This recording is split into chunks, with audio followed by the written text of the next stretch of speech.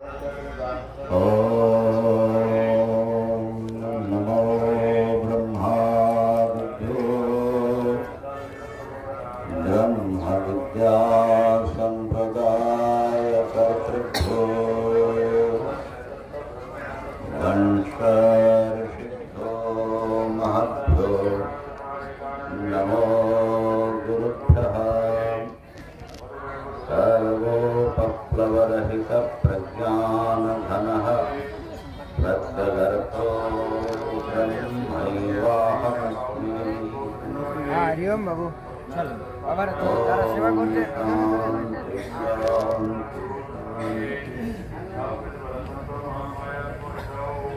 ओम नारायणं पद्मभवं वशिष्ठं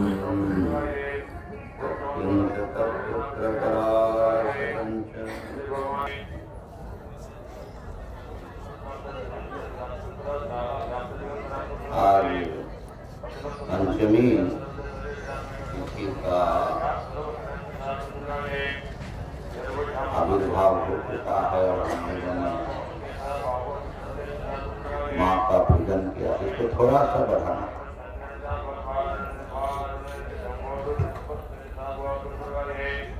पहले वाला हरिओम हरिओम।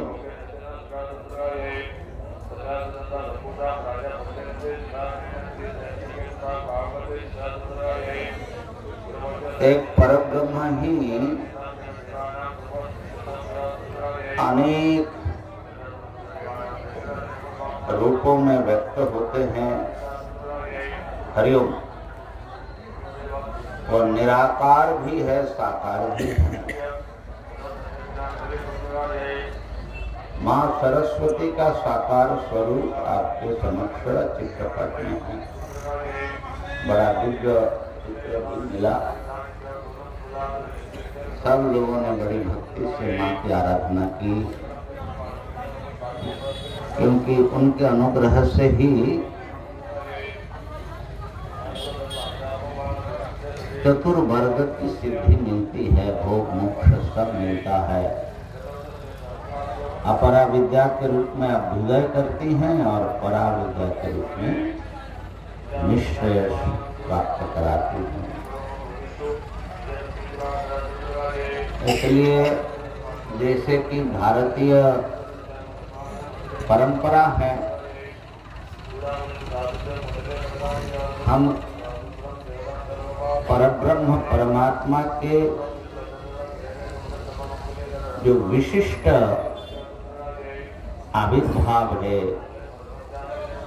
विशिष्ट स्वरूप है, उनका स्मरण करते रहते हैं।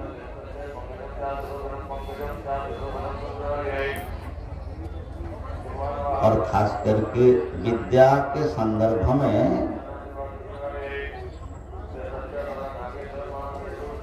जब हमारे क्या बोलते हैं उसको, लिखावट शुरू होता है, हाथे को खड़ी, तो এটা বাংলায় বলে, হিন্দিতে কি বলে? विद्यारंभ संस्कार में कुछ पकड़ाते हैं ना, छोटे बच्चे के हाथ से लिखाते हैं, खड़िया पकड़ाते हैं, तो बोलते हैं। हिंदी में विशिष्ट नाम है। नहीं, शौक की बात नहीं। जब आ लिखना शुरू किया उस संस्कार को क्या बोलते हैं?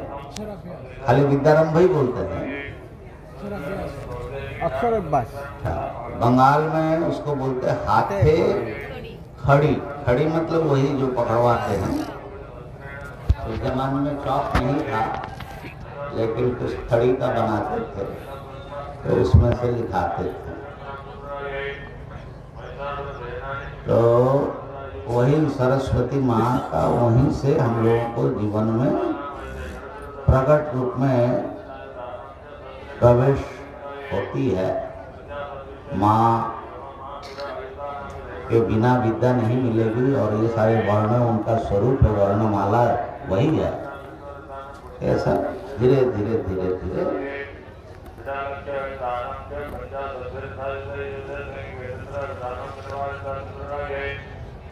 कोई भी प्राणी जीवित है, जीवित रहने के लिए उसको अपने अनुरूप ज्ञान की आवश्यकता होती है। ज्ञान न हो उसमें तो जड़ माना जाएगा।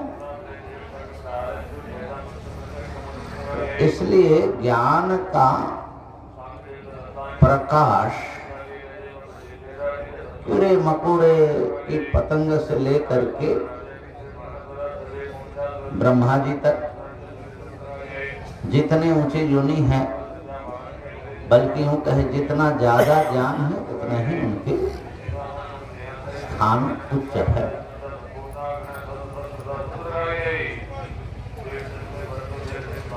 और जन्म के साथ ही कुछ ज्ञान हमारे में प्रकट होता है, और वो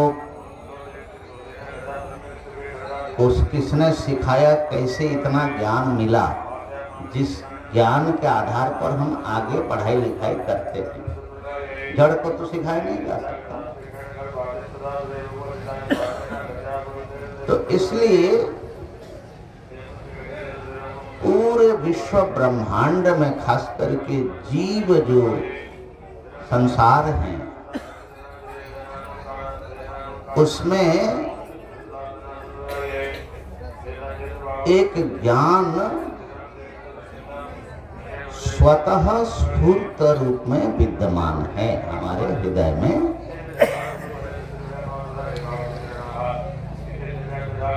जड़ में भी है, लेकिन जड़ में क्योंकि जड़ कोई विशृंखल नहीं है, बड़े नियमों से और ऐसे संचालित हो रहे, तो बिना ज्ञान का इतना सिस्टमेटिक दुनिया तो चल ही नहीं सकती है। हाँ, यह है कि वो सृष्टा में वो ज्ञान नहीं होता, वो सर्वज्ञ है।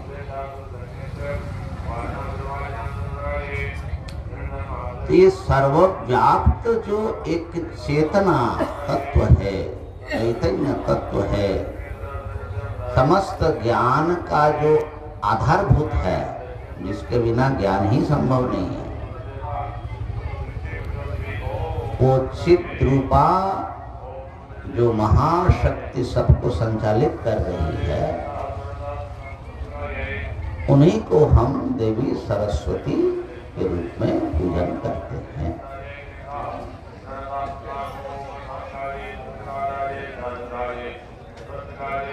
इसलिए उनको शुक्लाम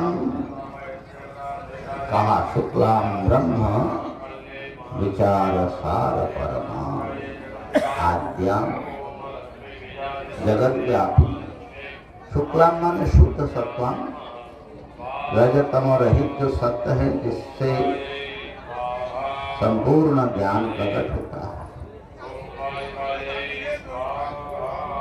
तो हम जो कुछ भी जान रहे, देख रहे, सुन रहे हैं, वो माँ सरस्वती के कण का प्रकाश है। इसलिए सब अगर वो चेतना उपसंहार कर ले तो सब अंधेरा हो जाएगा, कोमा में चले जाएंगे। तो शुक्लाम ब्रह्म विचार सार परमाम, ब्रह्म विचार का जो सार है वो है ब्रह्म विद्या, ब्रह्म विचार का फल। ब्रह्म विद्या साक्षात ब्रह्म ही विद्या रूप में प्रकट होते हैं। नाशयामि आत्म भावस्थो ज्ञान दीपेन भास्वत। वही परम है, परमा विद्या। सा विद्या परमा मुक्तिर हेतु भूता सनातनी संसार बंध हेतुश्च सैव सर्वेश्वरेश्वरी। वही बंधन का कारण है, वही मोक्ष का भी कारण है। आद्यम, क्योंकि आदि में यही ज्ञान तत्व जो ब्रह्म का स्वरूप ही है, वही थे। बाकी सब उनसे प्रकट होता है। जगत व्यापी और फिर साकार रूप में आ गए। बिना पुस्तक धारिणी अभयदाम जाड्यांधकारापहम, जड़ता रूप अंधकार को दूर करने वाले हैं। हस्ते स्फाटिक मालिकम, हाथ में स्फटिक की माला। जब करना चाहिए, मन एकाग्र शुद्ध करने से ज्ञान मिलता है, बता रही है। हस्ते स्फाटिक मालिकाम विदधतिम पद्मासने संस्थिताम। अच्छा, हमारे सभी देवताएं पद्मासन में क्यों रहते हैं? लगभग शांतम पद्मासनस्थम आदि आदि। स्वामी जी पद्मासन में कमरे मिला बैठने के लिए। पद्मासन का हम लोग ऐसा नहीं, वो पद्मासन में संस्थित है नहीं, लेकिन बैठेंगे किस पर? आसन तो ठीक है, मान लिया। ऐसे सरस्वती में पद्मासन में नहीं है, एक पैर ऐसा है, एक पैर ऐसा है, और पद्म के ऊपर चित्र तो ऐसा लगता है कि भगवान को, ब्रह्म को, माँ को सबसे ज्यादा प्यारा हमारे हृदय कमल रूप आसन ही है। वहीं पर बैठती है, विराजती है पद्मासन। सभी देवता वहीं बैठे हैं। बाहर उसका तो एक रूप में हम अपना भाव प्रकाश करते हैं। पद्मासने संस्थितम वंदे तां परमेश्वरी भगवती बुद्धि प्रदान शारदाम। बाहर भी ठीक है, बाहर का दिव्य कमल है भाई। दिव्य चीज जो है, माँ जो है, इतना हड्डी मांस का बना हुआ वजनदार शरीर है क्या? ज्योति का है, कमल पर खुल जाएगा, क्या दिक्कत है? इसलिए वो विदेश में प्रश्न करते थे, बोले महाराज आपका जो है एलिफेंट गॉड माने गणेश जी इतना मोटा और वो इतना सा चूहे पर कैसे बैठता है? हमने कहा तुम्हारी बुद्धि जितनी मोटी तो है कम से कम। अरे भाई, देवताओं का ऐसा वजन वाला, खून पसीना वाला शरीर नहीं होता है। वो तो अमृत भक्षण करके सूर्य की किरणों से तो उनका सारा काम चलता है ना में। तो खैर वो तो अलग प्रसंग है, तो माँ को प्रणाम करता हूँ।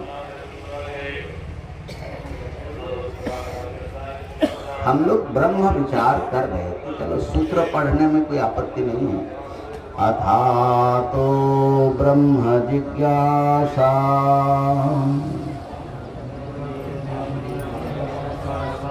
अथा तो ब्रह्म जिज्ञासा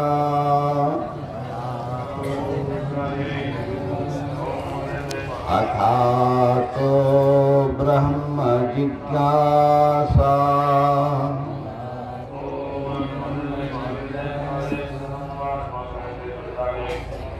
ब्रह्म ज्ञान की इच्छा करें, क्योंकि उसी से मोक्ष प्राप्त हो सकता है, मुक्त हो सकते हैं। अब ब्रह्म ज्ञान से ही क्यों मुक्ति होगी और किसी उपाय से क्यों नहीं होगी, इसके ऊपर हमारे उपनिषदों में और उनके अनुसरण करने वाले भाष्यकार आदि आचार्यों ने पर्याप्त विवेचन किया। बल्कि इस विषय पर भगवान भाष्यकार तो मार्गदर्शक है ही, शायद प्रथम ध्यान आकृष्ट किया हो ज्ञान की महिमा का। माने दार्शनिक क्रम की बात कर रहा हूं, तो सनातन चीज है। ब्रह्म ज्ञान से ही मुक्ति हो सकती है और किसी प्रकार से नहीं, अर्थात और किसी ज्ञान से और कर्म से नहीं। कर्म का अंगभूत जो ज्ञान है वो कर्म में डाल दो। कल बताया था ना, ज्ञान 2 प्रकार, कर्म 2 प्रकार। एक ज्ञान है जो कैसे कर्म करे, क्यों करे, कौन करे, किस विधि से करे, किस सामग्री से करे, ये सब बताते हैं। इसलिए हमने धर्म पुस्तक लिखा ना, धर्म क्यों, क्या और कैसे, ये मीमांसा का अपने ढंग से प्रयोग है। जब यजेत आता है तो यागेन स्वर्गम भावयेत, किम भावयेत, केन भावयेत, कथम भावयेत, ये 3 भावना होती है। अंशत्रयवती भावना, अर्थ संग्रह जो पढ़े हैं उनको याद होगा। तो क्यों करे, फल विचार, किस साधन से करे, वो जो है करण विचार, और कथम भावयेत, किस प्रकार से उन साधनों का उपयोग होना है। मान लो सामने रख दिया कि भाई ये मशीन है, इससे जो है सिलाई कर लेना, साधन तो आ गया, लेकिन कथम चलाना आना पड़ेगा ना। तो किसके बाद क्या, किसके बाद क्या, तो इति करते हैं। जो भी हो, यह है कर्म संबद्ध ज्ञान। उस ज्ञान का स्वतंत्र फल नहीं होता, लेकिन उस ज्ञान के बिना कर्म करोगे तो उल्टा पुल्टा होगा, वो हित के स्थान पर अहित हो सकता है, इसलिए वो जरूरी है। लेकिन जान लिया और उसका अपने प्रयोग नहीं किया तो फल नहीं मिलने वाला, ऐसा ज्ञान। तो वो जो ज्ञान है और ज्ञान के जो अंगी हैं कर्म, इसके भीतर सारे क्रियाकलाप हमारा आ जाता है, कोई भी कर्म। दूसरा जो है, एक ज्ञान ऐसा भी है जो किसी काम का नहीं है, किसी काम का नहीं, जो बेकार है, माने कार्य नहीं होता। ऐसे बेकार ज्ञानों में एक ज्ञान है ब्रह्म ज्ञान। माने छोटे मोटे बेकार ज्ञान भी है, इसको लेकर एक समय तो बहुत बहस होता था। अब भारत का ही देख लो, कितने करोड़ अभी भी गरीबी रेखा से नीचे है, 2 टाइम भोजन नहीं मिलता। तो भारत जैसे देश को क्या अरबों रुपए इसरो के पीछे खर्चा करना चाहिए? तो इस मंगल में क्या है, फलाना ठिकाना, करना चाहिए कि नहीं करना चाहिए? तो ये है। तो कुछ लोग कहते हैं उस ज्ञान का क्या उपयोग है? चंद्रमा में जा गया, देख लिया, हो गया, घूम लिया, सैर सपाटा हो गया, तुम्हारे लोग भूखे मर गए। तो ज्ञान ऐसा हो कि भूखमरी कैसे मिटे, फसल ज्यादा से ज्यादा कैसे आए, है ना, ये सब ज्ञान उपयोगी ज्ञान है। इसके उपकार है, उपयोगिता है, लाभ है।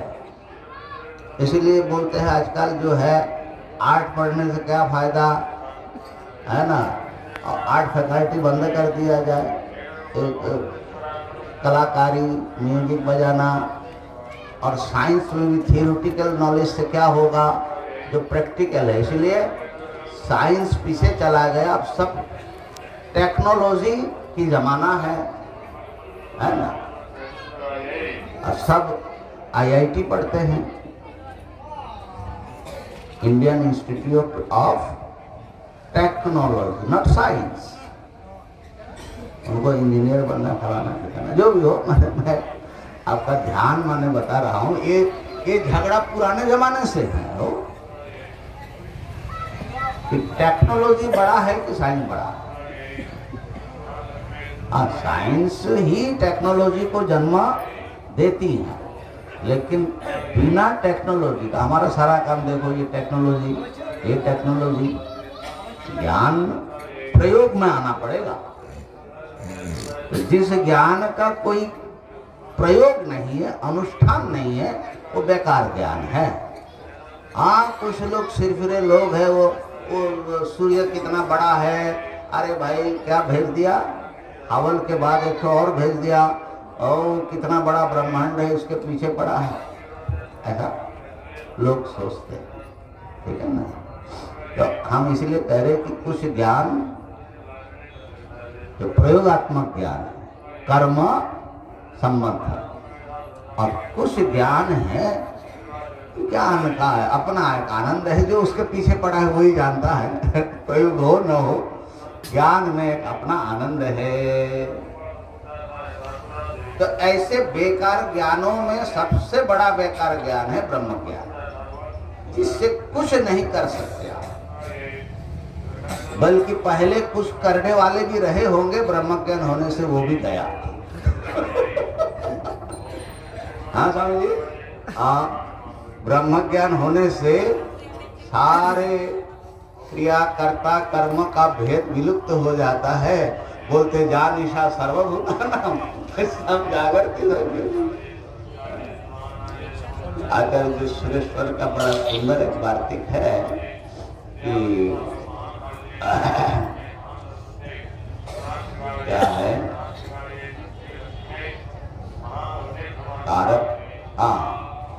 कारक व्यवहारे ही शुद्धम वस्तु न वीक्ष्यते, शुद्धे वस्तुनि वीक्षीते कारक व्यापृति कुतः।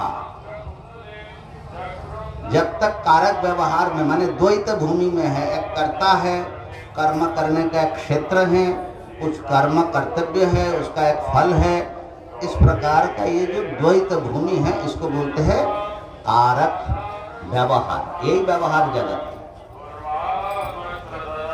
तो जब तक कारक व्यवहार में आप हो, माने मैं हूं आप है, इस भेद में पड़े हो, व्यवहार तो होगा, लेकिन शुद्धम वस्तु न वीक्षते। शुद्धम वस्तु किम? अद्वैतम। अद्वैत ब्रह्म वस्तु इस व्यवहार में, माने इस इंद्रियों से, मन से, बुद्धि से ऐसे नहीं दिखेगा। इसलिए जो सो रहे हैं वो सूरज कैसे देखेगा? असल में ये ज्ञान ईशा सर्वभूतानां को भी वार्तिककार ने उसके साथ जोड़ दिया। तो कहा कि फिर शुद्ध वस्तु तो उसका तो अनुभव के बिना मुक्ति नहीं, ब्रह्म वस्तु का। तो शुद्धे वस्तुनि वीक्षीते, शुद्ध माने निरुपाधिक सच्चिदानंद ब्रह्म का अगर दर्शन हो गया तो कारक व्यापृति, कारक व्यवहार कुतः, करने वाला नहीं बचा, करने योग्य कर्म नहीं बचा, दूसरा वस्तु ही नहीं बचा, एक अद्वितीय ब्रह्म है। इसलिए उसको मांडुक्य में क्या कहा? ब्रह्म को अव्यवहार्यम, अव्यवहार्यम प्रपंचोपशमम शांतम शिवम अद्वैतम चतुर्थम मन्यन्ते। अव्यवहार्य कोई माने उसका व्यवहार कोई काम का नहीं है। हमारे एक स्वामी जी, मित्र स्वामी जी सुनाते हैं, और बोले ब्रह्मा दैट यूजलेस फेलो, वो बेकार का जो वो है यूजलेस फेलो। तो ब्रह्म ज्ञान होने से महाराज गया, राम नाम सत्य है माने आपका भी संसार का। तो उस ज्ञान से बहुत लोगों को बहुत आपत्ति है। ये सब तो ये गड़बड़ खोपड़ी वाले लोग हैं। जब भगवान भी कह देते हैं तस्य कार्यम न विद्यते, आत्मज्ञानी को कोई कार्य बचता ही नहीं। और ये जानिशा में तो बहुत स्पष्ट रूप में है ना, या निशा सर्वभूतानां तस्यां जागर्ति संयमी यस्यां जागृति भूतानि सा निशा पश्यतो मुनिः।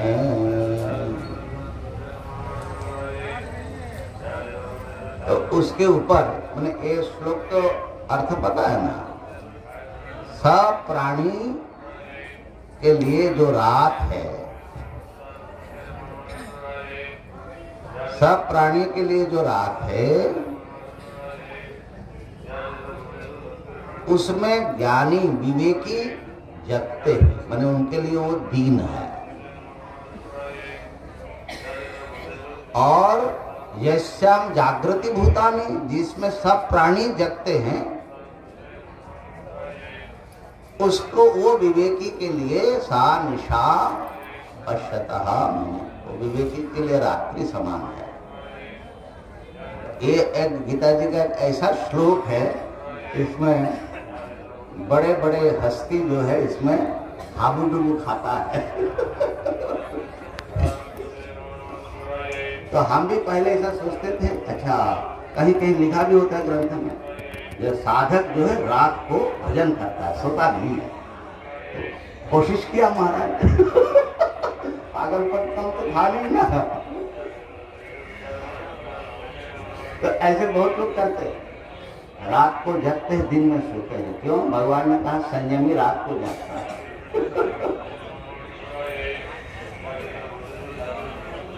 तो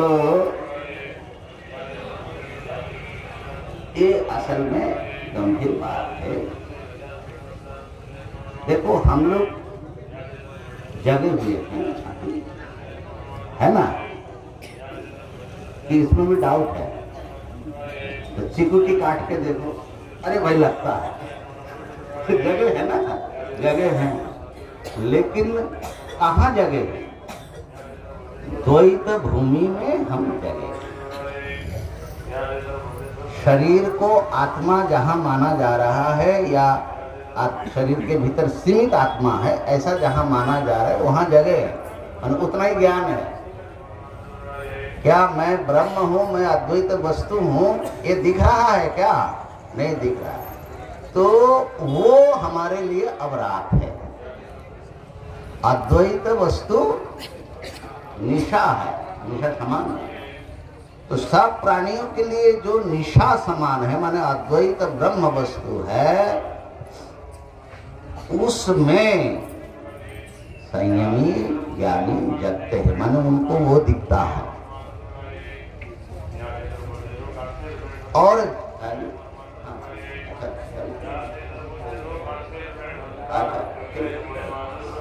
और जिसमें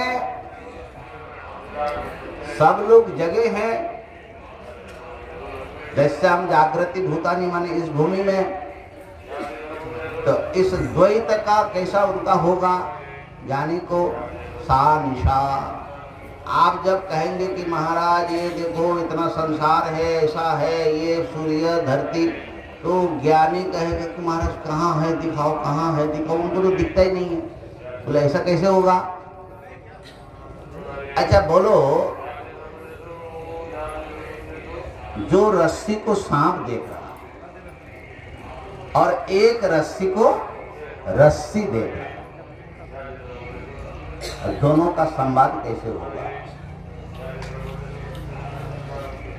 सांप देखने वाला का महाराज सामने सांप है, और वो कहेगा कहाँ सांप है, दिख तो नहीं रहा है। वहां तो रस्सी है, बोलो रस्सी नहीं, कहाँ रस्सी है, वो तो सांप है। दोनों में झगड़ा होगा कि नहीं? ऐसा ही है ये श्लोक। तो शंकराचार्य जी कहते हैं, काकलूको निशीवायम संसारोऽध्यात्मवेदिनः। काक और उल्लूक, उल्लूक, इन दोनों के रात के समान ये संसार है, ये जगत है। अर्थात काक के लिए जो निशा है, आपको दिखता नहीं, उल्लू को वही दिन है का व्यवहार वहां होता है। और उल्लू के लिए, काक के लिए जो दिन है वो उल्लू के लिए रात। अब बताओ हम लोग क्या है महाराज, काक है कि उल्लू है? तो काक उल्लू को निषेवायम संसार, अयम संसार, काक उल्लू के निशा के समान है। प्रत्यदृशांग विमोक्षाय बंधनाय परादृशम, जो प्रत्यक्ष दृष्टि से देखता है वो सब ब्रह्म देखता है, और जो बाहर इंद्रियों से दिखता है उसके लिए सब भिन्न भिन्न वस्तुएं हैं। तो एक सब ब्रह्म देख करके मुक्त हो जाता है और एक अलग अलग देख करके बंधन में पड़ा रहता है। तो ब्रह्म ज्ञान जो है सबसे बेकार का ज्ञान है।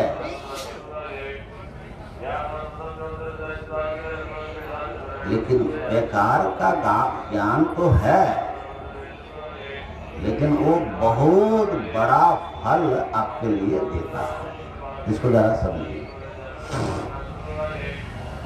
तो जितने ज्ञान कर्मोपयोगी है, कर्म संबंधी है, माने कर्म से फल मिलेगा, ज्ञान सीधा फल नहीं देगा।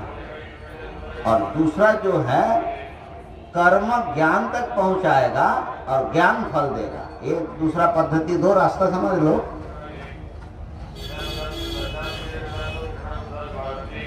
तो अगर कर्म कुछ फल देगा तो नाशवान ही होगा। ये बात पहले आ चुकी है। कर्मजन्य फल कभी नित्य नहीं हो सकता।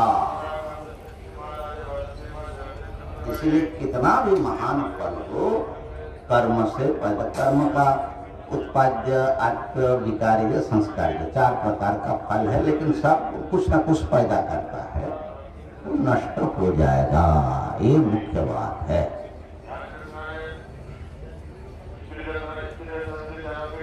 तो क्या ब्रह्म ज्ञान भी तो कुछ देगा ना, मोक्ष नाम की चीज देगी, तो क्यों नहीं अनित्य होगा?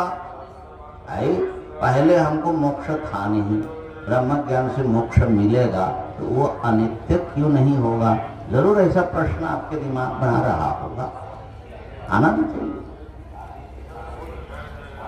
तो इसका समाधान करने के लिए कर्म का कैरेक्टर और ज्ञान का कैरेक्टर समझ लो। कर्म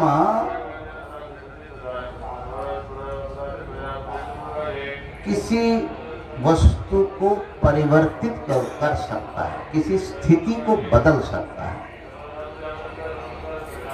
कर्म निर्माण कर सकता है या नष्ट कर सकता है, बिगाड़ सकता है। कर्म की बड़ी भूमिका है। अगर आपको कुछ बनाना हो तो ज्ञान से बनाते रहो। आपको मकान बनाना हो तो ज्ञान कर दिया मकान है, होगा? नहीं होगा, कर्म से ही बनेगा। और बिगाड़ना भी हो तो कर्म से ही बिगड़ेगा। ये कर्म की महिमा समझ लीजिए। कर्म निर्माण और विनाश के लिए आवश्यक है।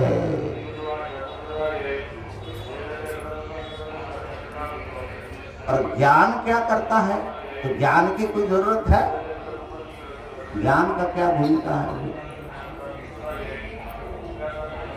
ज्ञान जो वस्तु जैसा है उसको दिखाना उसका काम।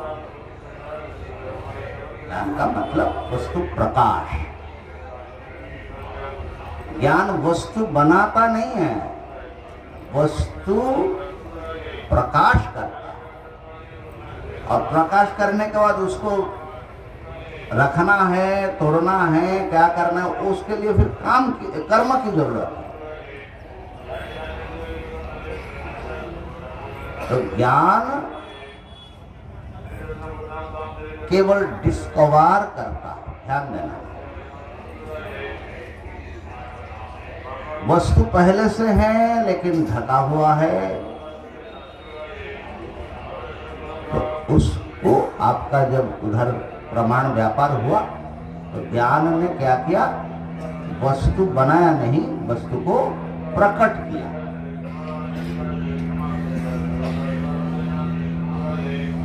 समझ लो कि एक प्रकार से जैसे ये चलता है ना अपने साइंस में, इन्वेंशन और डिस्कवरी अलग अलग चीज है। किसी चीज को बनाना, कंप्यूटर बना दिया, और डिस्कवरी तो अलग है। आपने मिट्टी खोदा, ये काम है, उसके नीचे आपको रत्न मिला, ये ज्ञान है। मिला मैंने देखा और डिस्कवर हो गए। अब वो अच्छा हो बुरा हो जो हो, ज्ञान उसके ऊपर कुछ नहीं करेगा। अच्छा हो तो अच्छा बताएगा, बुरा हो तो बुरा बताएगा, चेंज नहीं कर सकता।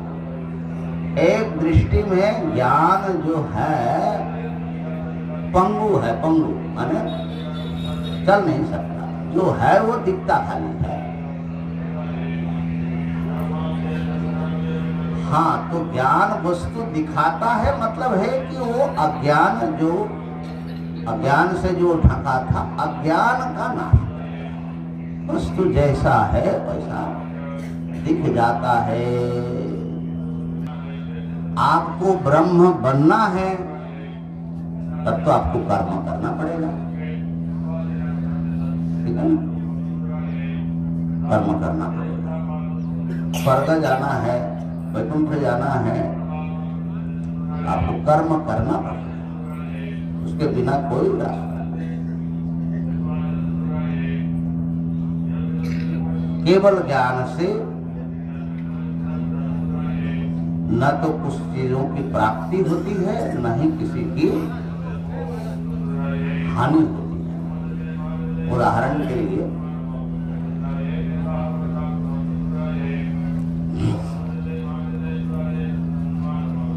आपको भूख लगी और देखा कि भंडारे के लिए सब, परोसकारी के लिए सब तैयार है, एकदम गरम गरम सुगंध भी आ रही है, बहुत बढ़िया ज्ञान हो गया। भूख मिटेगी कि नहीं मिटेगी? नहीं। ज्ञान से कोई चीज कैसे मिल सकती? अगर ज्ञान से मिल जाता तो कितना अच्छा होता। मान लो आपको रसगुल्ला खाने की इच्छा है, तो मिष्ठान्न भंडार में गए और देख लिया, बस सब आपके हाथ में आ गए, बढ़िया। ऐसा हो जाता, ज्ञान से ही सब मिल जाए। तो ज्ञान से भैया मिलता नहीं है, और ज्ञान से मिटता भी नहीं है। जो है, ज्ञान हुआ, भूख है तो भूख मिट जाएगी क्या? ज्ञान होने से मिटता नहीं है, मिटाने के लिए कर्म करना पड़ेगा, ठीक है ना? तो बनाना बिगाड़ना ये सब कर्म का क्षेत्र है, इसलिए कर्म की इतनी बड़ी भारी महिमा माना जाता है। लेकिन वही कर्म के फल में उतना एक कमी है कि जो भी बनेगा वो बिगड़ेगा जरूर, और बिगड़ेगा वो भी कुछ और चेंज हो जाएगा, वहां रहेगा नहीं। तो ये चेंज होता जाएगा।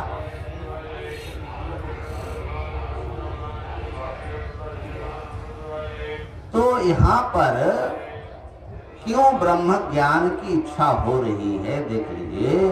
क्योंकि हमने देख लिया कोई भी कर्म, सत्कर्म हो, भगवत भक्ति रूप उपासना हो, या योगाभ्यास आदि समाधि के जो साधन है वो, इन सब से जो भी उत्कृष्ट फल मिलेगा वो अनित्य ही होगा, नाशवान होगा, क्योंकि कर्म करने से मिला।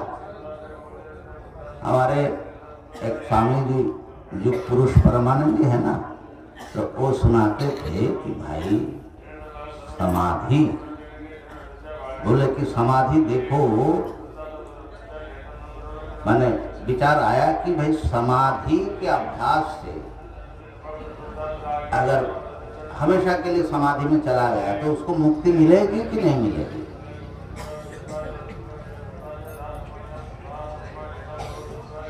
तो बोले कि भाई समाधि के लिए तो बहुत प्रयास करना पड़ता है। अभ्यास वैराग्याभ्याम का निरोध करना पड़ता है। तो हमारे लगाए हुए समाधि कभी तो टूटेगी, लगा है तो टूटना चाहिए, टूटेगी। तो उदाहरण देते हैं रामचरितमानस से। शिव जी ने समाधि लगाई और उनका समाधि टूटी। क्या है? हाँ जी, 87,000 वर्ष की समाधि। हाँ, 1,84,000 उनका चौपाई सुनाइए। 1,87,000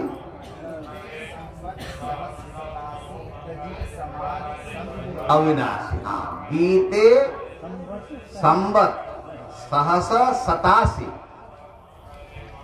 माने 87,000 वर्ष बीता। बीते संवत सहस 87 और आगे तजी समाधि शंभु अविनाशी।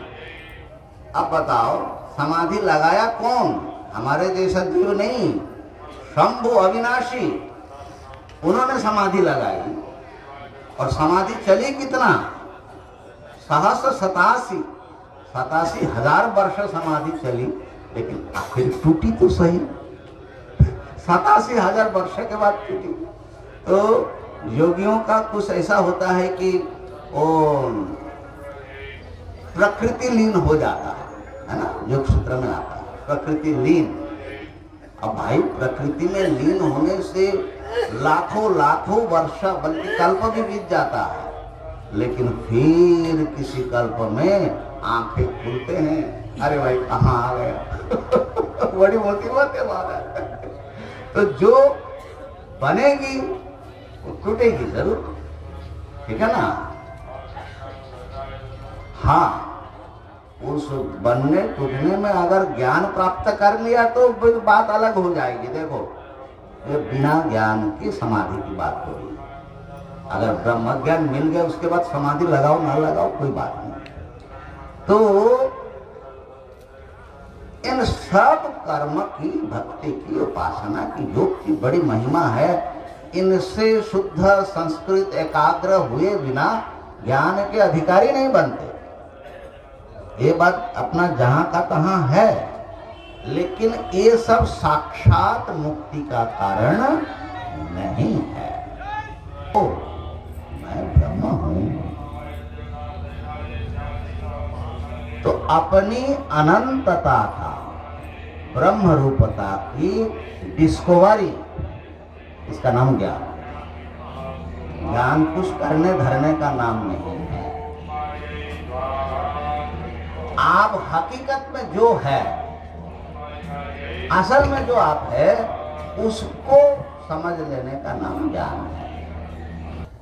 वो कोई देता नहीं, कोई बिगाड़ता नहीं। आप पहले से मुक्त है, आपकी भ्रम मिट गई। ओहो हो, इसी को बोलते हैं प्राप्तस्य प्राप्ति ही। आपके कंधे में, गले में मणिहार पड़ा है, सारा दुनिया जान लिया हमारा हार खो गया। किसी ने कहा अरे आपके गले में है, ओहो हो, मिल गया मिल गया। अब कहाँ से मिला भाई? पहले से ही है, तो जानना ही मिलना है। ऐसे ही मैं ब्रह्म हूं, इसको आविष्कार करो। आपने को जो जीव देख रहे हैं, इस पर भरोसा मत करो। और इस पहले भरोसा टूटे, फिर ये अज्ञान टूटे, यही ब्रह्म विचार का फल है। ठीक है? तो ब्रह्म ज्ञान से इतर कोई भी चीज ऐसा नहीं है जो आपको मुक्त करा सके। भगवान को भी मुक्त कराना होगा तो ब्रह्म ज्ञान दे करके अज्ञान नष्ट करा करके ही मुक्त करना होगा। ओम शांति शांति शांति।